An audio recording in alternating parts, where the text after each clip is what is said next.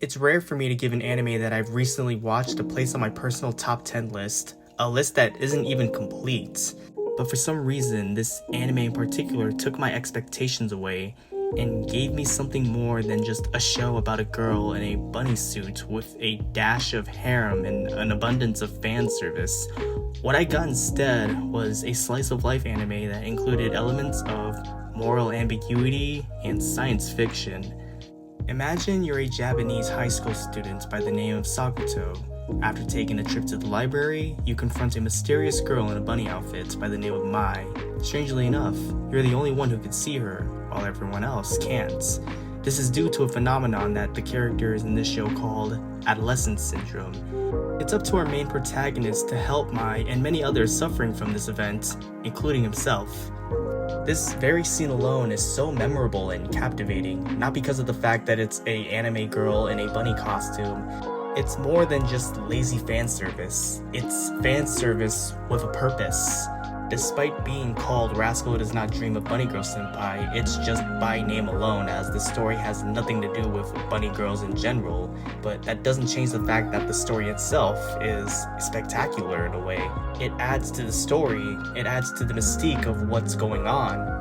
And on top of that, we built an amazing relationship between Sakuto and Mai, as by far they've become one of my all-time favorite anime couples, and I see barely anyone talk about it.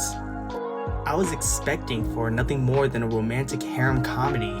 Instead, what I was given was an anime that revolved around adolescence and quantum physics.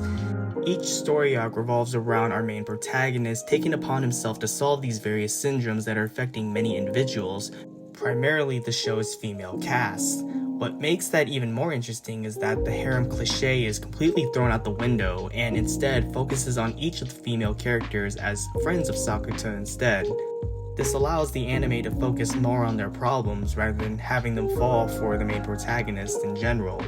Each of the girls' adolescent syndromes are all unique in their own way, which causes Sakuta to try to find different and realistic solutions to solve each of their problems. Not to mention, this allows Sakuta and Mai to instantly become lovers in the anime, breaking the tension of Sakuta's decision on who he should hook up with by the end of the series.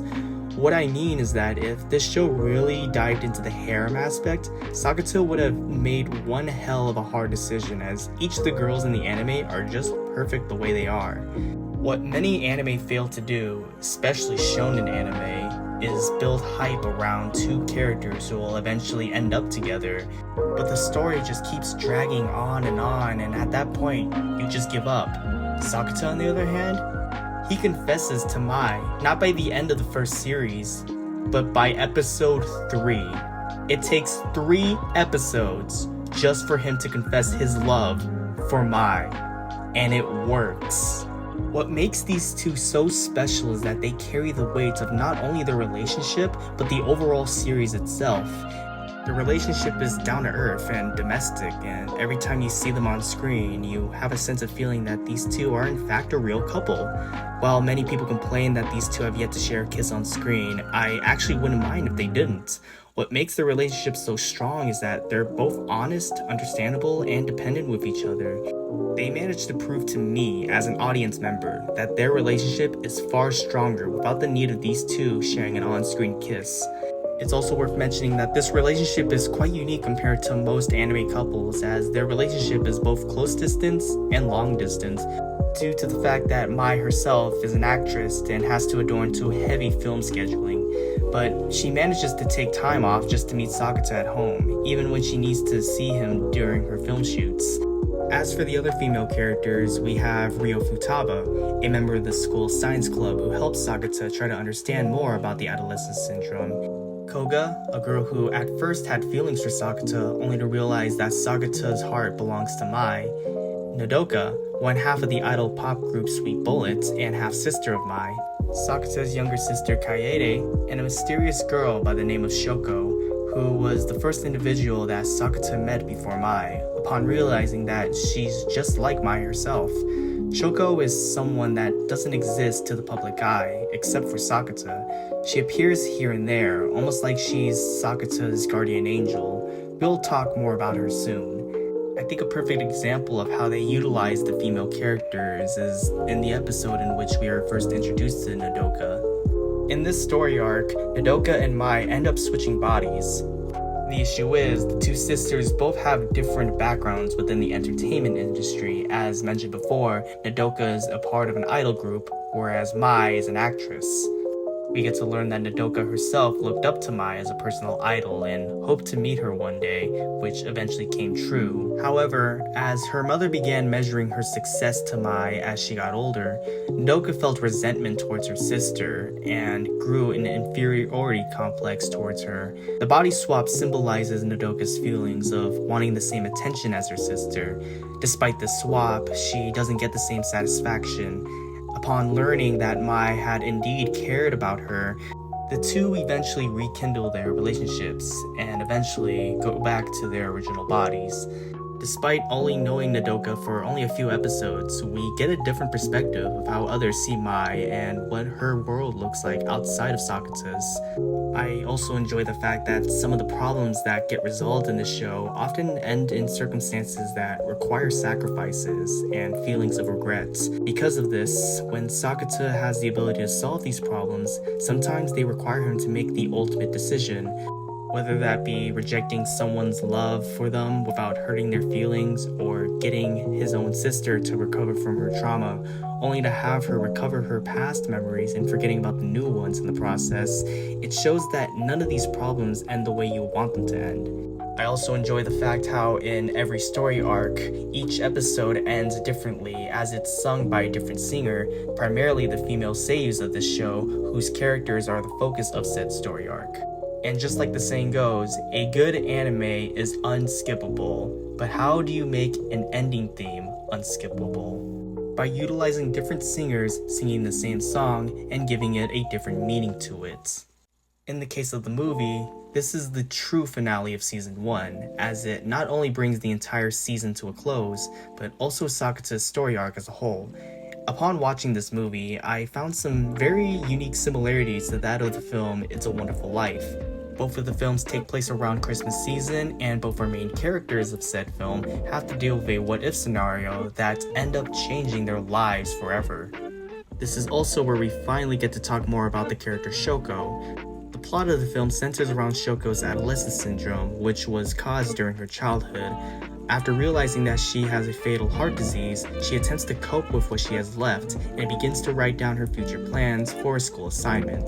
This creates two versions of Shoko, one who's still a child suffering from the illness, while the other is her future self, who had survived the illness due to receiving a heart transplant. This is where we get an understanding of Sakata's scars that were explained prior to the events of the movie, as it's revealed that on Christmas Eve, Sakata will eventually die in a fatal car accident. What makes this whole scenario even worse is that if Shoko lives, Sakata dies, but if Sakata were to survive, Shoko will succumb to her illness. It's eventually revealed that not only is future Shoko present during Sakata's fate, but it's actually revealed that she traveled to the future to save Sakata. Sakata understands that despite any reason for him to save Shoko, it goes against everyone's wishes. Sakata is willing to risk his own life despite having a girlfriend, a sister to take care of, and friends who have been there since day one. He'll do whatever it takes to do one more good deed before he dies. And upon creating that very event, he is then saved by Mai, who takes his place instead. For the first time ever in this entire series, we see Sakata make the ultimate bad decision. Unlike his previous events where at least his decisions were under a moral compass, this decision alone was something he didn't ask for.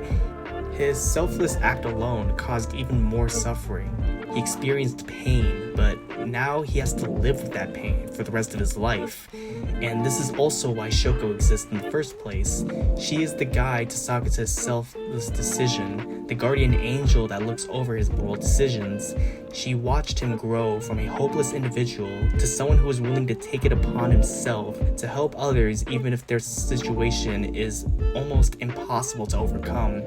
Without her, Sakata would have probably never had been the same character we saw in episode 1. Maybe he did come across Mai in that library, but the question remains, would he have been the same Sakata we saw in that episode? Because prior to that, no one believed he was suffering from a mysterious syndrome, leaving him with scars. His sister was bullied and losing her memories. How does someone cope with this? He doesn't. With this encounter with Shoko and the fact that Shoko was willing to be by his side through these hard times, this caused him to reach out and find hope. Eventually, Shoko allows Sakata to travel back in time to prevent both the death of Mai and his past self. I honestly love how it's handled, by showcasing how much Sakata loves Mai to understanding his place in the world, but because things are well for Mai and Sakata, Shoko's illness eventually takes center stage, and she will eventually die. Thus, her future self no longer exists.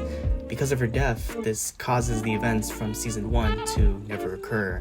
Despite that revelation, it's up to Sakata to make those events happen again without the need of Shoko. While Sakata and Shoko have never met, they eventually do meet, albeit in a different way.